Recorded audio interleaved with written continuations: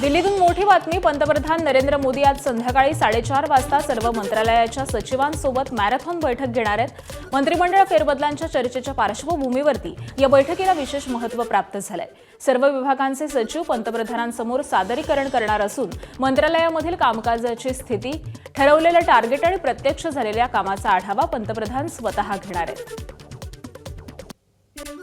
केंद्रीय मंत्रिमंडळ फेरबदल आज होण्याची शक्यता मावळली आहे. राष्ट्रपती द्रौपदी मुर्मू काल आणि आज 2 दिवसीय आंध्र प्रदेश दौऱ्यावरती असल्यामुळे फेरबदल फेरविस्ताराचा मुहूर्त या 2 दिवसांमध्ये नसल्याचं जवळपास निश्चित झालंय. संसदेच्या पावसाळी अधिवेशनापूर्वी पार्थ पवार यांना मोठी संधी मिळाली आहे. पार्थ पवार यांची केंद्राच्या डिफेन्स कमिटीवरती सदस्य म्हणून वर्णी लागली आहे. या महत्त्वाच्या समितीमध्ये विरोधी पक्षनेते राहुल गांधी, कमल हसन यांचा देखील समावेश आहे. महाराष्ट्रातून उज्ज्वल निकम आणि धैर्यशील माने यांचीही सदस्य म्हणून निवड झाली आहे. मुंबईतील छत्रपती शिवाजी महाराज टर्मिनल्स इथे शिवसेनेच्या वतीनं लावलेल्या डिजिटल बॅनरची चर्चा रंगली आहे. उपमुख्यमंत्री एकनाथ शिंदे आणि खासदार श्रीकांत शिंदे यांचे फोटो असलेल्या या बॅनरवरती साहेब देश आपल्या माध्यमातून एका युवा नेतृत्वाची वाट बघतोय असा मजकूर झळकतोय. हर्षल शिंदे आणि ओंकार चव्हाण यांच्या वतीनं हा डिजिटल बॅनर लावण्यात आलाय. हा बॅनरमुळे श्रीकांत शिंदेंनी मंत्रिमंडळात स्थान मिळणार असल्याच्या चर्चा आता जोर धरतायत. देशाच्या राजकीय वर्तुळातून एक अत्यंत मोठी आणि महत्त्वाची बातमी समोर येते.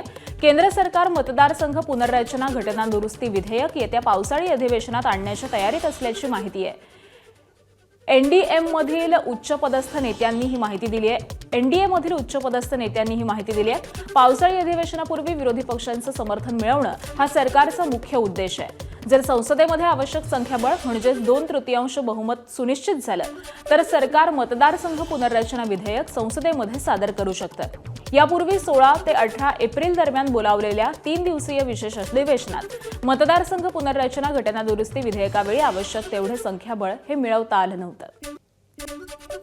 शेतकऱ्यांसाठी मोठी बातमी. शेतकऱ्यांना 30 जूनपर्यंत कर्जमाफी देणार असं आश्वासन फडणवीस सरकारनं दिलं होतं. मात्र आता कर्जमाफीची डेडलाईन 5 दिवस लांबणीवरती पडली आहे. कृषी मंत्री दत्तात्रय भरणेंनी यासंदर्भात माहिती दिली आहे. शेतकऱ्यांना कर्जमाफी 5 जुलैपर्यंत मिळणार असल्याचं भरणेंनी सांगितलं. 20,000 कोटींची कर्जमाफी देण्यात आली आहे. यावरती राज्यपालांची सही अद्यापही झालेली नाहीये. सध्या अधिवेशन सुरू असल्यानं पुरवणी मागण्या राज्यपालांकडे सहीसाठी जातात आणि त्यामुळे कर्जमाफी लांबणीवरती गेल्याचं कारण दत्तात्रय भरणेंनी दिलंय. 5 जुलैनंतरच राज्यपालांची सही झाल्यानंतर तात्काळ शेतकऱ्यांच्या खात्यात पैसे जातील असं भरणेंनी सांगितलं. उद्या 30 जून आहे, परंतु आपल्या सगळ्यांना माहिती आहे की आज आपलं हे अधिवेशन चालू आहे.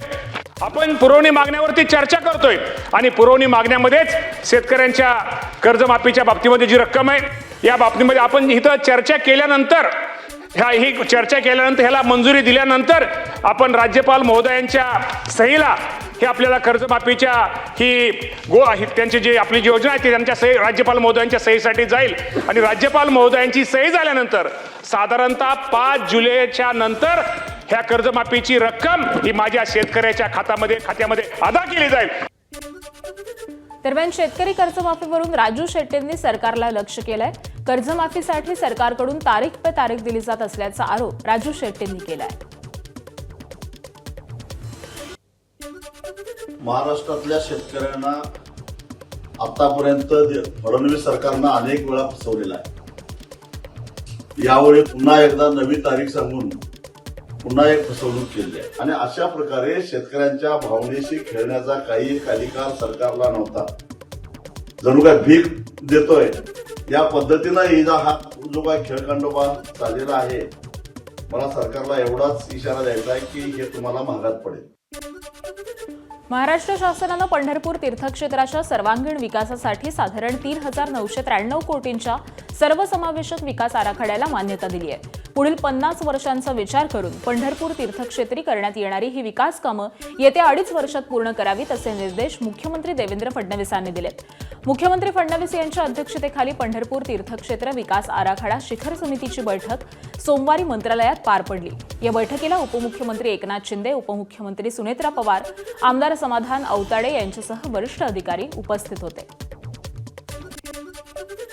राज्यातील मच्छीमारांसाठी मोठी बातमी. पावसाळी अधिवेशनात मासेमारी बंदीचा कालावधी वाढवण्याचा निर्णय जाहीर झालाय.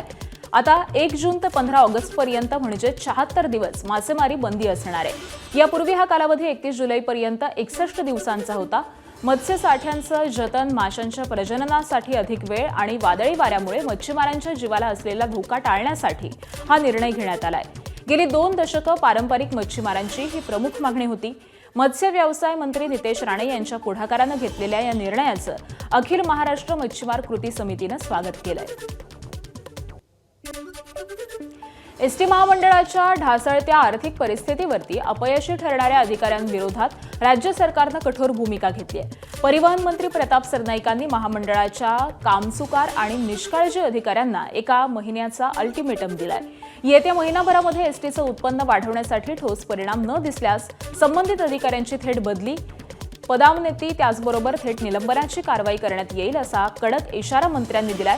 अधिकारी वर्गानं केवळ कार्यालयामध्ये न बसता अत्यंत जबाबदारीनं काम करावं असे स्पष्ट निर्देश प्रताप सरनाईकांनी दिले. ज्येष्ठ समाजसेवक अण्णा हजारेंनी मुख्यमंत्री फडणवीसांना पुन्हा स्मरणपत्र पाठवलंय. माहिती अधिकार कायद्यामधील 2026च्या बेकायदेशीर तरतुदी तात्काळ रद्द करा, अन्यथा 5 जुलैपासून उपोषण करणार असल्याचा इशारा अण्णा हजारेंनी दिलाय. 12 जूनला कायद्यामध्ये करण्यात आलेले नवे नियम हे पारदर्शक नसून मनमानी स्वरूपाचे असल्याचं अण्णा हजारेंनी पत्रात नमूद केलं. त्यामुळे सरकारनं जनतेला अंधारात ठेवून केलेले नियम रद्द करावेत, तसंच उच्चस्तरीय समिती स्थापन करून नवीन नियम तयार करण्याची विनंती अण्णा हजारेंनी पत्रातून केली आहे. ठाणेकरांसाठी महत्त्वाची बातमी आहे. स्टेम प्राधिकरणाकडून होणारा पाणीपुरवठा बुधवार 1 जुलै सकाळी 9 ते गुरुवार 2 जुलै सकाळी 9 वाजेपर्यंत 24 तास बंद राहणार आहे. जलसंपदा विभागाच्या निर्देशानुसार संभाव्य पाणीटंचाई लक्षात घेऊन हा निर्णय घेण्यात आलाय. दरम्यान महापालिकेच्या स्वतःच्या योजनेतून शहरात टप्प्याटप्प्यानं एक वेळ पाणीपुरवठा सुरू राहील. घोडबंदर रोड, पातलीपाडा, मुंब्र्याच्या काही भागामध्ये बुधवारी सकाळी 9 ते रात्री 9 पर्यंत, तर समतानगर, वर्तकनगर, साकेत इथं बुधवारी रात्री 9 ते गुरुवारी सकाळी 9 पर्यंत पाणी बंद असणार आहे. पुढील 1 ते 2 दिवस कमी दाबाने पाणी येण्याची शक्यता आहे. नागरिकांनी पाण्याचा साठा करून ठेवावा असं आवाहन महापालिकेनं केलंय. केतन अग्रवाल हत्याकांडात रोज खळबळजनक खुलासे होतात. या प्रकरणाच्या मुळात जाण्यासाठी पोलिसांकडून आरोपी सिया गोयल आणि चेतन चौधरी यांची कसून चौकशी केली जाते. आरोपी सिया आणि चेतन चौधरीला न्यायालयात हजर करण्यात आलं. दोघांनाही 3 जुलैपर्यंत पोलीस कोठडी सुनावण्यात आली आहे. दरम्यान आज कोर्टात झालेल्या युक्तिवादादरम्यान चेतनच्या वकिलांनी ही अटक बेकायदेशीर असल्याचं म्हटलंय. मोबाईल सियाकडे होता, मग यासाठी चेतनच्या कस्टडीचा काय संबंध असा सवाल त्यांनी केलाय. यासोबतच दरम्यान दोघांना लोहगडावरती नेऊन नाट्य रूपांतर करणार असल्याचा दावा सरकारी वकिलांनी केलाय. आज पोलिसांनी दोन्ही आरोपींना न्यायालयासमोर हजर केलं होतं.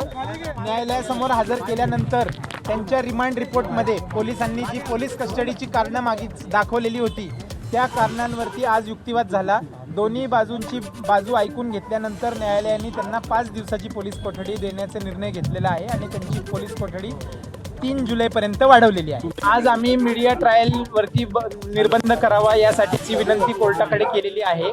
त्याचप्रमाणे ह्या केसमध्ये इल्लीगल अरेस्ट झालेली आहे सियाची, याबद्दलचा सुद्धा एक अर्ज दाखल केलेला आहे. त्या अर्जावरती सुद्धा सुनावणी झालेली आहे. कोर्ट त्याच्यावरती योग्य तो निर्णय घेईल. पुण्यातील केतन अग्रवाल हत्या प्रकरणात धक्कादायक माहिती समोर आली आहे. लोहगडावरून केतनला ढकलून देण्यासाठीच सियाचा तिथे जाण्याचा हट्ट होता का, असा सवाल अग्रवाल कुटुंबियांनी पोलीस तक्रारीत उपस्थित केलाय. कुटुंबियांनी परवानगी नाकारून देखील 12 दिवसात 4 वेळा सियानं लोहगडाला जाण्यासाठी आग्रह धरला. केतनला पर्वतरांगांमध्ये फिरण्याची आवड असल्याचा फायदा सियानं घेतला आणि आरोपही कुटुंबियांनी केलेला आहे. दरम्यान 30 मे रोजी पहिल्यांदा परवानगी मिळाली, पण 4 जूनला नाकारल्यानंतर सियानं आकांडतांडव केला. अखेर 18 जूनला वाढदिवसाचं कारण देत तिनंच केतनला किल्ल्यावरून ढकललं असं कुटुंबियांचं म्हणणं आहे. एबीपी माझा, उघडा डोळे बघा नीट.